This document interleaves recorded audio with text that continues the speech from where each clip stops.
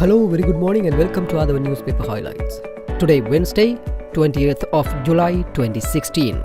This is Edward Udedas, Tavasagayam Pillai with the highlights of today's English newspapers. As usual, we have three newspapers for the highlights: Daily Mirror, Daily News and Ceylon Today.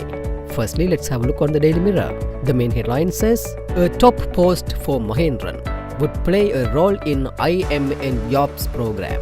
Former Central Bank Governor Arjuna Mahendran will play a major role in finalizing trade agreements with foreign countries, including the signing of the Economic and Technological Cooperation Agreement with India, top government sources said yesterday. He is also expected to play a role in the government's program to provide 1 million jobs, which was one of the pledges made by the government during the recent elections. Mr. Mahendran is expected to be assisted by several top officials from the private sector in fine-tuning the program to generate 1 million jobs. Finance Minister vows to introduce a new customs bill. Finance Minister Ravi Karunanayake yesterday vowed to proceed with a proposed customs bill despite objections from some quarters. Jaffna University turmoil. VC assures impartial inquiry. The Jaffna University Vice-Chancellor yesterday assured that an impartial inquiry would be held into the recent clash between two groups of students and that the university would reopen in stages from July 20. Singapore pledges support to modernize Colombo Port. Singapore's South Asian Region Chief Executive Ong Kim Pong said he had already undertaken a study on the development of the eastern container yard of the Colombo Port and pledged that the country's port authority would extend its support to expand and modernize Sri Lanka's ports. Basil hospitalized. Former Minister Basil Rajapaksa, who was remanded on Monday, was yesterday admitted to the ward number 15 of the Colombo National Hospital on the instruction of the prison's doctor. Secondly, let's move to Daily News. The main headline says, several faculties of Jaffna campus reopen. Jaffna University back on track. Ministerial delegation meets stakeholders. No animosity between the two groups.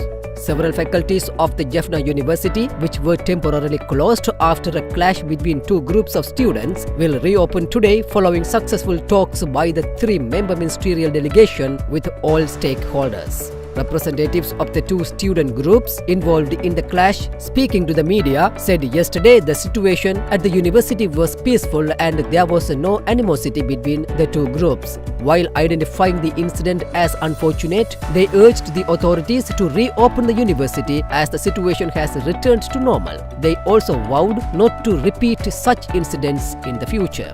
Student union leaders also condemned attempts by some groups to seek petty gain out of the issue. Two women, man nabbed in foreign currency smuggling attempt. Three suspects, including two women attempting to smuggle foreign currency valued at around 166 million rupees, were arrested at the Bandaranaike International Airport, Katunayaka yesterday. Customs officials found the foreign currency following a tip-off. Duminda says no SLFP support for Joe Padayatra. The Sri Lanka Freedom Party will not support the Padayatra protest march against the government organized by the joint opposition, SLFP General Secretary Minister Duminda Disanayaka said. Chris Nonis fails to turn up before police for second time. Former Sri Lankan High Commissioner to the United Kingdom, Chris Nonis, notified by Kollipetia Police to appear at the police station regarding a complaint lodged against him that he had allegedly verbally abused and threatened a female company chairman on May 16, 2016, was not present for the second time, it was reported. Finally, let's move to Ceylon Today. The main headline says, Mahendran back in the saddle, tipped to head PM's 5-year development plan. 36 prisoners on rooftop, fast for bail. 36 detainees in the Jaffna prison, incarcerated on narcotics-related charges, had begun a rooftop fast at the prison yesterday, demanding bail. A Jaffna Security Forces sources said the inmates have been in prison for a very long time. Jaffna Security Forces said security in the vicinity of the prison had been tightened. Officers of the Jaffna prison and Jaffna police are investigating the issue. SLTP bus fares up 6%.